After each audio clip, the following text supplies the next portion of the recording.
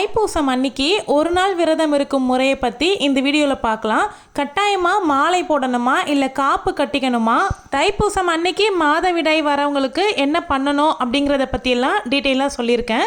உங்களுக்கு இருக்கக்கூடிய 90% டவுட்ஸ் இந்த வீடியோலேயே உங்களுக்கு கிளியர் ஆயிரும். அந்த அளவுக்கு தான் நான் வீடியோவை மேக் பண்ணியிருக்கேன். முழுமையாக பாருங்கள், உங்களுடைய சந்தேகமும் தீரும். Welcome to my channel. நான் உங்கள் பிரியா.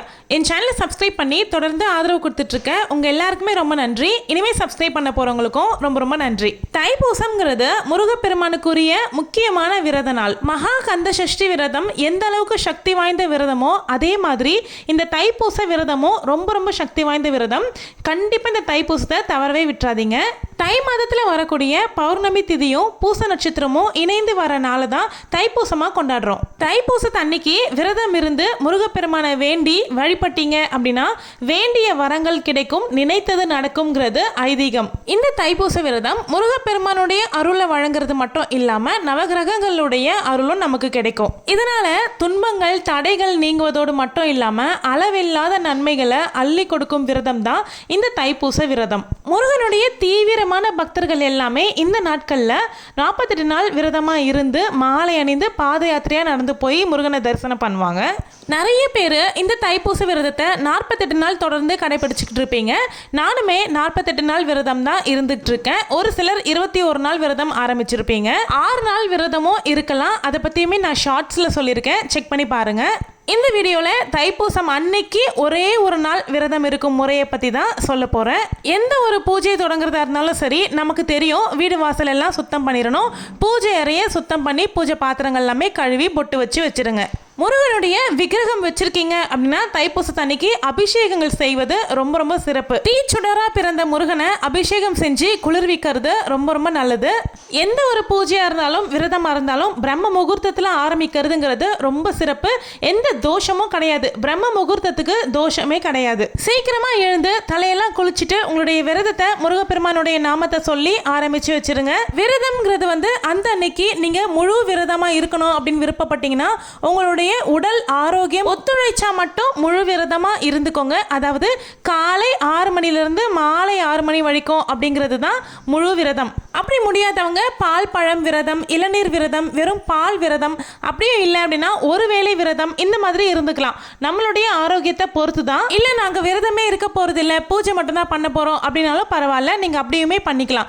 நமக்கு ஏதாவது ஒரு விஷயங்கள் தேவை அப்படின்னும் பொழுது நமக்கு பிடிச்சமானதை நம்மளுடைய உடலை வருத்தி நம்ம முருகர்கிட்ட கேட்கும் பொழுது அதை நடத்தி கொடுப்பாரு. அதுக்காக தான் நம்மளை வருத்தி நம்ம விரதம் இருக்கிறோம். விக்கிரகம்லாம் இல்லை, படம் தான் இருக்கு அப்படின்னா படத்தை நல்லா சுத்தப்படுத்திக்கிட்டு சந்தன குங்குமம்லாம் வச்சுக்கோங்க. அதிகாலையில முருகனுக்கு சிம்பிளா ஒரு பால் வச்சு விரதத்தை ஆரம்பிச்சு வச்சிருங்க. அதுக்கப்புறமா நீங்க முருகனுக்கு இஷ்டம் போல சாப்பாடெல்லாம் செஞ்சு இலைப்படையெல்லாம் போடலாம். ஒரு நாள் விரதம் இருக்க போறவங்க மாலை அணியணும் அப்படின்னு கட்டாயம் கிடையாது. காப்பு கட்டிக்கணும் அப்படிங்கிறதும் கட்டாயம் இல்லை. உங்களுக்கு விருப்பம் அப்படின்னா நீங்க கட்டிக்கலாம். ஒரு மனையில் முருகப்பெருமானுடைய படத்தை வச்சுக்கோங்க. அதுக்கு செவ்வரளி பூ சாத்திக்கோங்க. பூ இருந்துச்சு அப்படின்னா சாத்துங்க, இல்லைன்னா உங்ககிட்ட என்ன பூ இருக்கோ அதை வச்சுக்கலாம், தப்பு கிடையாது. மனையில் கோலம் போட்டுட்டு அதுக்கப்புறமா முருகனுடைய படமோ இல்லை சிலையோ வச்சுக்கோங்க. காலையில் சிம்பிளாக ஒரு பால் வச்சு விரதத்தை ஆரம்பிச்சு வச்சுக்கோங்க. வெற்றிலை தீபம் அந்த அன்னைக்கு போடணும் விருப்பப்படுறவங்க போட்டுக்கலாம். 6 வெற்றிலை வச்சுட்டு நடுவில் ஒரே ஒரு தீபமும் ஏற்றலாம். இல்லை 6 வெற்றிலைக்கு மேலே 6 விளக்குமே ஏற்றலாம். இது 6மே ஷட்கோண கோலம் வரைஞ்சிட்டு அதுக்கு மேலே வைக்கணும். இவ்வளோலாம் எங்களால் பண்ண முடியாது அப்படின்னு நினைக்கிறவங்க ஒரே ஒரு நெய் தீபம் ஏற்றி முருகனை வழிபாடு பண்ணுங்க. அதுவே போதுமானது தான். நீங்கள் எவ்வளோ ஆடம்பரமாக செய்கிறீங்க அப்படிங்கிறத முருகன் பார்க்க மாட்டார். நீங்கள் எவ்வளோ உள்ளன்போடு செய்கிறீங்க அப்படிங்கிறது தான் முருகன் பார்ப்பாரு. உங்களுடைய வசதிக்கேற்ப 3 அபிஷேகமோ இல்லை 5 அபிஷேகமோ அதுக்கு மேலே எவ்வளோ வேணுமோ உங்களுக்கு விருப்பப்படி நீங்கள் செய்துக்கலாம். முருகனுக்கு முருகன் சிலை இல்லை ஆனால் வேல் இருக்கு அப்படின்னா அந்த அன்னைக்கு வேலுக்கு அபிஷேகம் பண்ணுங்க. வேல் வேறு முருகன் வேறு கிடையாது. வேலும் முருகனும் ஒரே ஒன்று தான். அந்த அன்னைக்கு மாதவிடாய் தேதி வருது அப்படின்னா அதை நினச்சி யோசிச்சு பேனிக் ஆகாதீங்க. மாதவிடாயே நீங்கள் ஆயிட்டீங்க அப்படின்னா கூட நீங்கள் பூஜை தான் பண்ண முடியாது. நீங்கள் வேற ஒரு அறையில் இருந்துக்கிட்டு வீட்டில் வேற யாரையாவது பூஜை பண்ண சொல்லலாம். வேற யாரும் இல்லை, நாங்கள் தான் பண்ணணும், வேறு வழி இல்லை அப்படின்னா நீங்கள் பூஜை பண்ணாமல் நீங்கள் எளிமையான மந்திரங்கள் படிச்சுக்கலாம். விரதம் இருக்க முடிஞ்சால் இருக்கலாம், கட்டாயமாக இருக்கணும் அப்படிங்கிறது கிடையாது. உங்களுடைய உடல் ஆரோக்கியம்ங்கிறது ரொம்ப முக்கியம். அப்புறம் நான் முருகனுக்கு விரதம் இருந்தேன், எனக்கு உடம்பு இப்படி ஆயிடுச்சு அப்படின்னு முருகன் மேலே பழிய போடுறதுல எந்த அர்த்தமும் கிடையாது. இந்த தைப்பூச தினத்துல குழந்தைக்காக வேண்டி விரதம் இருக்க போறவங்களுக்காக நானுமே வேண்டிக்கிறேன். குழந்தை வரம் எல்லாருக்குமே கிடைக்கணும் அப்படிங்கிறதுக்கு. குழந்தைக்காக தான் வேண்டிக்கணுமா, வேற எதுக்கும் வேண்டிக்க கூடாதானா? தாராளமாக வேண்டிக்கலாங்க. குழந்தை வரத்துக்காக மட்டும் இந்த தைப்பூச விரதம் கிடையாது. நீங்கள் என்ன மனசில் நினச்சி வேண்டுறீங்களோ முருகன் அள்ளி அள்ளி கொடுப்பாரு. நம்ம 2 கையால் முருகனுக்கு செய்யக்கூடிய சின்ன சின்ன சேவைக்கு கூட முருகன் 12 கையால் நமக்கு அள்ளி அள்ளி கொடுப்பாரு. அந்த அன்னைக்கு கோவிலுக்கு போக முடிகிறவங்க கோவிலுக்கு போங்க. ரொம்ப பெரிய பெரிய கோவிலுக்கு தான் போகணும் அப்படிங்கிறது கிடையாது. ஏன்னா கூட்ட நெரிசல் அதிகமாக இருக்கும். விரதமும் இருந்துக்கிட்டு கூட்டத்தில் போய் நின்று தரிசனம் பண்ணணும் அப்படின்னா இன்னுமே உடம்பு டயர்டாயிருவீங்க. அதனால உங்க வீட்டுக்கு பக்கத்துல இருக்கிற எளிமையான முருகன் இருந்தாரு அப்படின்னா அங்கேயுமே போய் வழிபாடு பண்ணுங்க. எல்லா பிள்ளையார் கோயில்கள்லயுமே முருகப்பெருமான் இருப்பாரு. அங்க போய் தாராளமா முருகனை வழிபாடு பண்ணிட்டு வாங்க.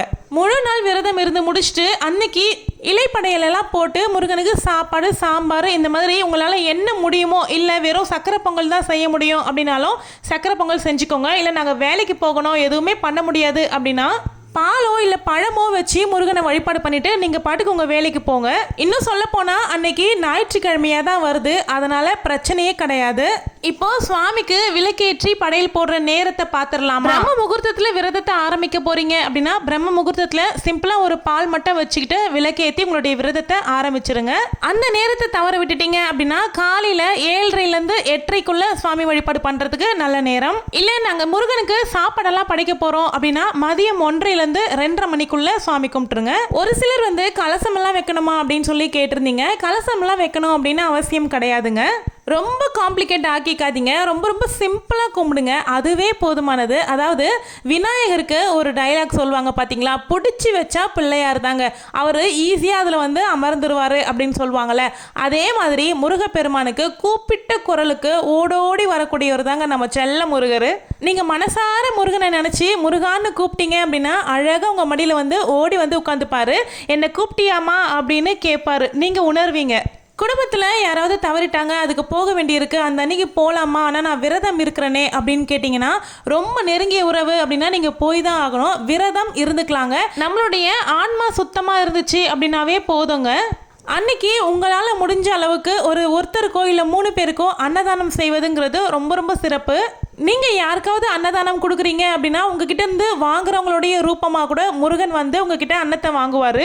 அந்த அன்னைக்கு முன்னாடி நாள் கூட எளிமையான உணவாகவே எடுத்துக்கோங்க. அந்த ராத்திரி எளிமையான உணவாக சாப்பிட்டுட்டு படுத்து எழுந்திரிங்க. சாயந்தரம் 6 மணிக்கு மேலே முருகனை வழிபாடு பண்ணிவிட்டு அதுக்கப்புறமா உங்களுடைய விரதத்தை முடிச்சுக்கலாம்.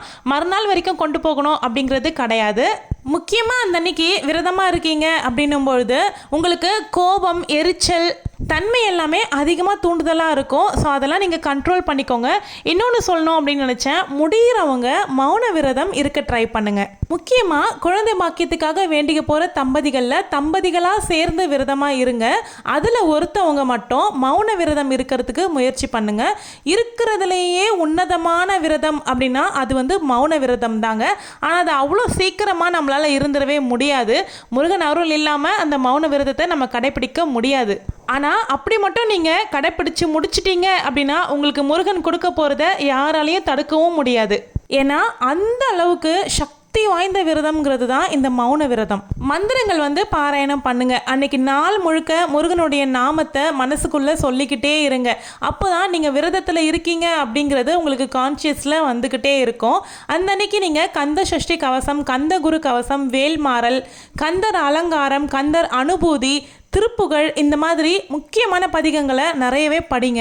மாலை போட்டு விரதம் இருந்துட்டுருக்கீங்க அப்படின்னா நீங்கள் இந்த விரதத்தை முருகப்பெருமானை தரிசனம் பண்ணிட்டு வந்ததுக்கு அப்புறமா தான் மாலையை கழட்டி விரதத்தை முடிச்சுக்கணும். நெற்றி முழுக்க முழுக்க விபூதியும் மனசு முழுக்க ஓம் சரவணபவா அப்படிங்கிற மந்திரமும் அன்றைய நாள் முழுக்க உங்கள் மனசில் ஒழிச்சுக்கிட்டே இருக்கணும். திரும்பவும் சொல்கிறேங்க, உங்கள் உடம்பை வருத்தி தான் நீங்கள் விரதமாக இருக்கணும் அப்படிங்கிறது கிடையாது. உங்கள் உடம்பை மனசை சுத்தம் பண்ணுறதுக்கு தான் விரதம். அதனால் உங்களால் முடியுது அப்படின்னா மட்டும் முருகனுக்காக விரதம் இருந்து வழிபாடு பண்ணுங்கள். இல்லை எங்களுக்கு ஆரோக்கிய குறைபாடு இருக்குது அப்படின்னு நினைக்கிறவங்க வழிபாடு மட்டும் பண்ணிக்கோங்க, போதுமானது தான். 6 நாள் விரதமாக இருக்கிறவங்க 6 நாளுமே சர்க்கோண கோலம் போட்டு தான் விளக்கேற்றணுமா அப்படின்னு கேட்குறீங்க. அவசியம் இல்லைங்க. தைப்பூசத்து அன்னைக்கு மட்டும் சர்க்கோணம் கோலம் போட்டு நெய் தீபம் ஏற்றி வழிபாடு பண்ணிக்கோங்க. போன வருஷம் நான் தைப்பூசம் வழிபாடு பண்ணின வீடியோவை எண்டு ஸ்க்ரீனில் வைக்கிறேன், தேவைப்படுறவங்க செக் பண்ணி பாருங்க. இந்த தடவை தைப்பூசம் ஞாயிற்றுக்கிழமையில வர்றது இன்னுமே சிறப்பு தான். நம்ம குடும்பத்தோடு சேர்ந்து வழிபாடு பண்ணுறதுக்கு நல்ல வாய்ப்பு. வேலைக்கு போகிறவங்களுக்கு கூட லீவு தினம் தான், அதனால நல்ல பொறுமையாக சுவாமி வழிபாடு பண்ணுங்க. பங்காளி வழியில் ஏதாவது தீட்டு இருக்கு அப்படின்னும் பொழுது நீங்கள் வழிபாடு பண்ண முடியாது, ஆனால் விரதம் மட்டும் இருந்துக்கலாம். நீங்கள் வழிபாட்டில் முருகனை அமர்த்ததை விட உங்கள் மனசில் நீங்கள் முருகனுக்காக ஒரு இடத்தை அமைச்சு கொடுங்க, தானாக உட்கார்ந்துருவார். அதனால் இருந்த இடத்துல இருந்தே முருகனை வழிபட்டு அருள் பெறுங்க. நீங்கள் எல்லாரும் எந்த தங்கு தடையும் இல்லாமல் தைப்பூச விரதம் இருந்து முருகனை வழிபாடு பண்ணணும் அப்படின்னு நானுமே வேண்டிக்கிறேன். இந்த வீடியோ பிடிச்சிருந்தா வீடியோவை லைக் பண்ணிக்கோங்க. தேங்க்யூ.